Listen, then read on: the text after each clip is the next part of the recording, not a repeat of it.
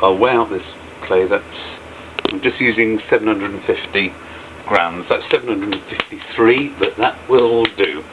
And then we'll take these through to the wheel in here, and I will throw one quite quickly and one quite slowly, or in fact the other way around. Slap it onto a clean dry wheel head, give it a slap down. Wet the clay, important to wet the clay. You're not wetting the hand, you're wetting the clay. Pushing away with the heel of this hand, directly away, and I've got my elbow as near to my navel as I can, pushing directly away, and now I've got the blade of my right hand.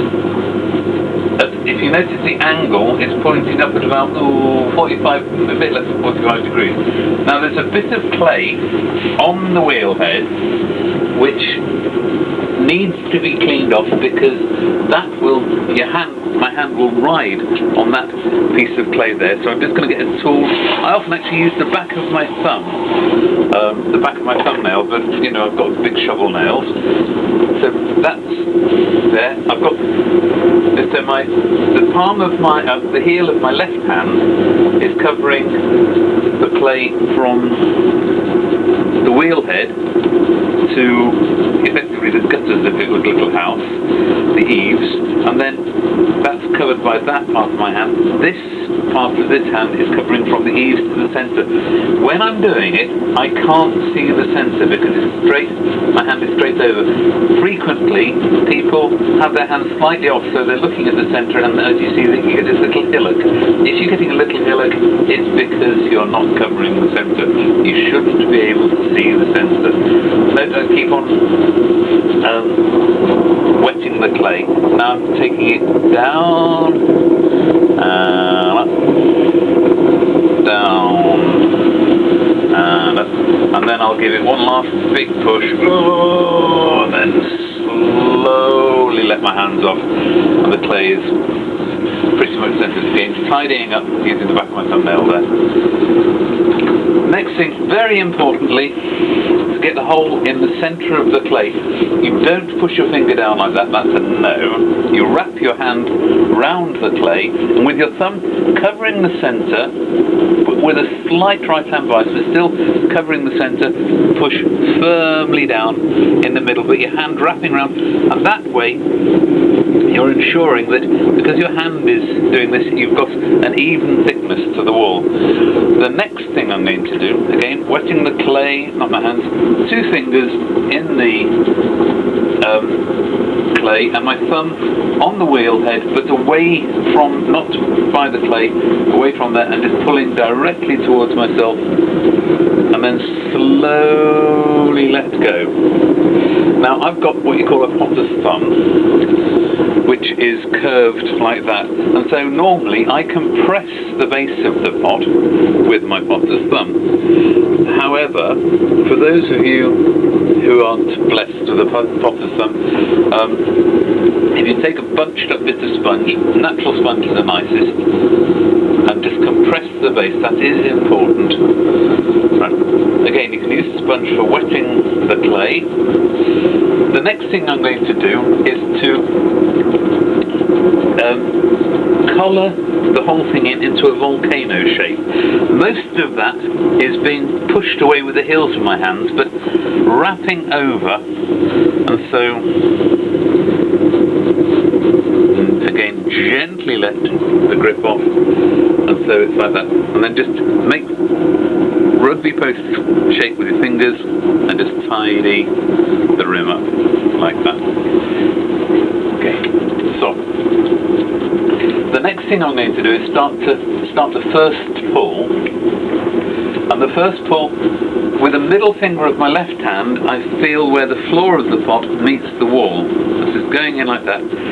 Thumb touching, my thumbnail is actually dragging along the wheel head there, and then I'm digging in until I've created that little depression in there. Okay, I'll just clean the wheel head up a little bit just for the sake of clarity.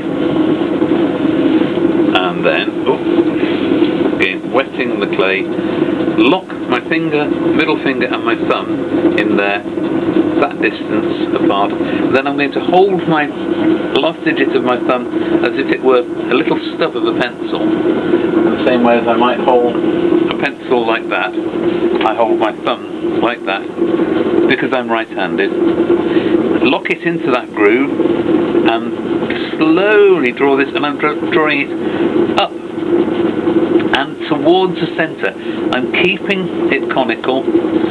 I'm not pulling over the centre, I'm over the top. I'm letting go at the rim, and then I come back and this goalposty thing, like that, go back and deal with the rim separately. And so you deal with the wall as one thing, and then the rim separately. Again, wetting the clay. Now, it's too deep now for me to reach down with my thumb. If it wasn't, I'd go and do exactly the same thing again. So what I do is my thumb is there, and I slide two fingers down there, almost like a thumb extension, and then again pinch in there. I've got my, and then slowly pull up. I've got my elbows tucked into my ribs, and if you see, it's leaving like almost like a fine thread, almost like a fine screw thread going up there. Again, top off the centre. That's possibly more conical than I would have wanted. Okay. So I'll just open it up a little bit there. Just put my hands in and stretch it out. Then going with a hand there again. Pulling up. You're not obliged to whistle. Okay. That's your basic cone. Basic cylinder. I would normally go in at the bottom there, just tidy that up with a rib. This is a rib.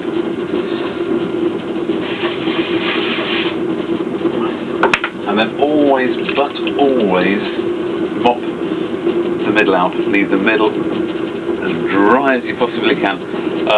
If you don't dry the bottom out, then the chances are, as the pot dries, the bottom will get a crack across it, typically S-shaped crack. Taking a piece of chamois leather here, you can use a piece of plastic, make a little tunnel of it there, drop it over the rim and just pinch up onto the rim just gently, and that smooths the rim off. Before you ever cut the pot off, as soon as you're finishing, go in with a tool, undercut there. Okay. Right. Shaping a piece, you just basically push it in, pull it out. If I want to make it bulge there, if I want to, I can just push it with a finger and it will bulge. If I want to make it narrower, I can just collar it. It's always easier to let clay out, stretch it, than it is to put it back in, push it back in. So, I mean, from this, if you remember how narrow that was, I mean, I can still get it right out. If I was to try and close that in to something that's very narrow, I'd be on a hiding for nothing. Anyway, that's just a basic idea. Like I say, once you've got your cylinder, the rest of it is playtime. Okay, I'll again mop that out because I've got a bit of water in there when I was messing about with it. I've undercut it. If I'm going to lift this off dry, then I'll just scrape the slurry off it, like that. Because if you think of the water as a lubricant, you don't actually want to lubricate it, and then before you pick it up, you don't want it to be slippery. You can actually scrape your hands off. Like that. You can run a wire under it. Actually, what I'll do is, if I wanted to, I could just lift it off now, but what I'll do, because I'm have a lotus, what's called a lotus wheel head. I shall lift that off, put that there, and stick another wheel head in there. There's no, actually there is a bit of water where the top may go through. Make sure that's cleaned off. You notice I've got no sludge under the plate. I'll do this quickly now. So, pushing away with the heel of my hand, down with the blade of my hand on the other there. Up, down, clear that off, up, down. There's a lot of pressure on there. Slowly let the pressure off with both hands. Wetting it again, wrapping my right hand down, slightly right of centre. There we go. 2 fingers in there, thumb away from the base, pulling it out. I'll go in with my potter's thumb, but you can use a bunched up sponge if you don't have a bent thumb. Colouring it in to a volcano shape, mainly pushing with the heels of my hands and looping it over. Pinch down there to create that first dent. If you're left-handed, if you're right-handed, then you hold that like a little stubby pencil and carve like that. If you're left-handed, hold your wrist, because your left hand will be doing the drawing. Oopsie daisy, I'm not left-handed, so that didn't work so well for me. But if you're right-handed, then you're using your left hand as a tool which you are guiding with your right hand. Slowly coming up, leaving that kind of thread, but bringing it up conically. It's important to bring it up conically. Wetting again, too far for me to reach with my thumb on the outside, so I extend my thumb with a couple of fingers there. Whoopsie daisy, coming up as evenly as I can. Again, my wrists and elbows tucked into my body to hold myself as steady as I can.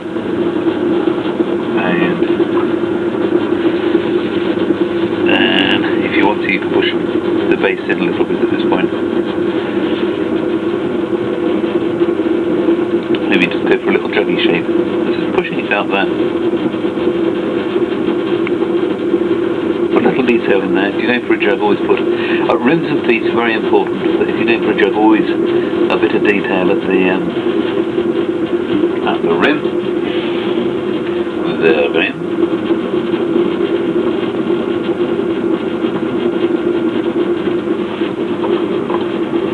Take a bit of the sludge off.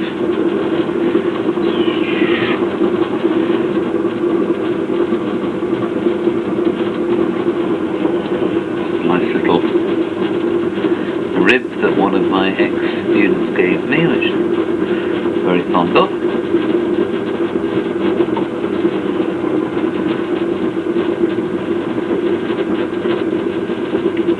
Nice little detail there. Nice little detail there. Down there. Clean it off.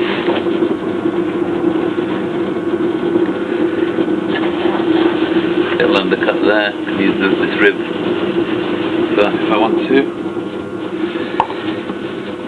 Nice natural sponge to take.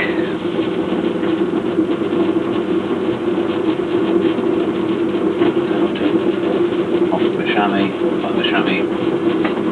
Have a little bit of tidying up of the rim. Not the greatest jug, but